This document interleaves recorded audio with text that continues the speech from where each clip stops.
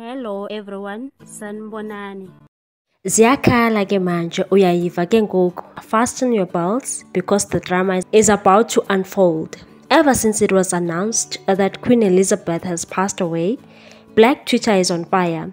Even some politicians are having a feast on Queen Elizabeth. The economic freedom fighters didn't hesitate after the tragic news and released a statement. The statement reads as follows: EFF statement on the death of Queen Elizabeth. The economic freedom fighters notes the death of Elizabeth Alexandra Mary Windsor, the Queen of the United Kingdom and the ceremonial head of state of several countries that were colonized by the United Kingdom. Elizabeth ascended to the throne in 1952, reigning for 70 years as a head of an institution built up, sustained and living off a brutal legacy of dehumanization of millions of people across the world. We do not mourn the death of Elizabeth because to us her death is a reminder of a very tragic period in this country and Africa's history. Britain, under the leadership of the royal family, took over control of this territory that will become South Africa in 1795 from Britain control and took permanent control of the territory in 1806. From that moment onwards, native people of this land have never known peace, nor they have ever enjoyed the fruits of the riches of this land, riches which were and still are utilized for the enrichment of British royal family and those who look like them. From 1811, when Sir John Cradock declared war against Amaxhosa in the Zoeveld in what is now known as the Eastern Cape, until 1906 when the British crushed the Bambatha Rebellion. Our interaction with Britain under the leadership of the British royal family has been one of the pain and suffering of death and dispossession and of dehumanization of African people. Remember how Zyakhala died in the aftermath of the 5th Frontier War.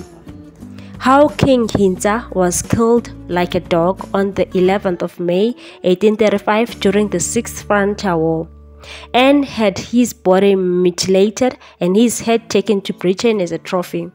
It was also the British royal family that sanctioned the actions of Cecil John Rhodes, who plundered this country, Zimbabwe and Zambia.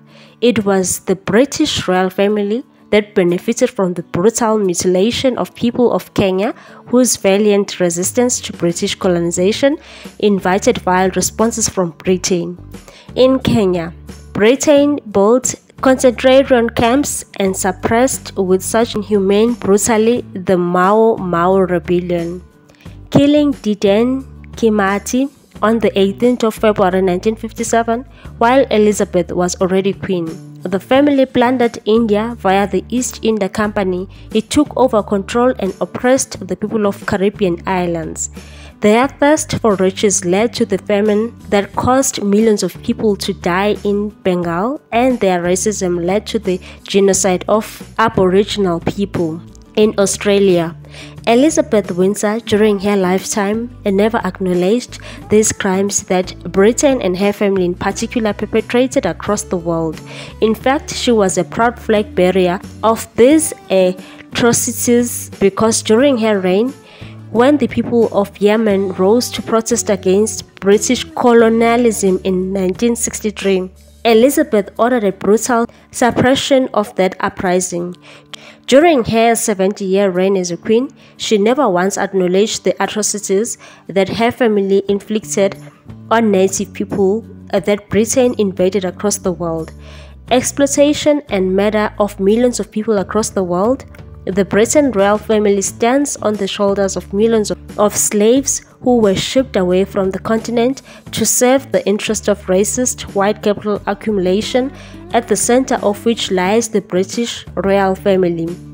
If there is really life and justice after the death, may Elizabeth and her ancestors get what they deserve. That was the statement that was issued by the EFF party. But it did not end there. Julius Malema took it to his timeline and wrote, "God, good riddance. Only one remains in South Africa. Duduzile Sompudla Zuma, the daughter of the former President Jacob Zuma, also took a jab at President Cyril Ramaphosa for sending condolences to the Queen and called Cyril Ramaphosa a sellout. Cyril Ramaphosa tweeted, "I met Her Majesty Queen Elizabeth II at the last Commonwealth meeting in which was held in London in 2018, where we spent some time looking of letters the former President Nelson Mandela sent to the Queen, and we reminisced about the great statesman that Her Majesty so respected."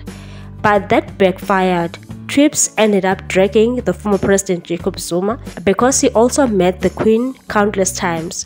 One trip said, "At least Ramaphosa did not bend his head like your dad. Your dad even bends his head, lol." Another one said, "Takes a child of a criminal to know a sellout." Share your views on this one, people. Thanks for watching. Please subscribe for more news.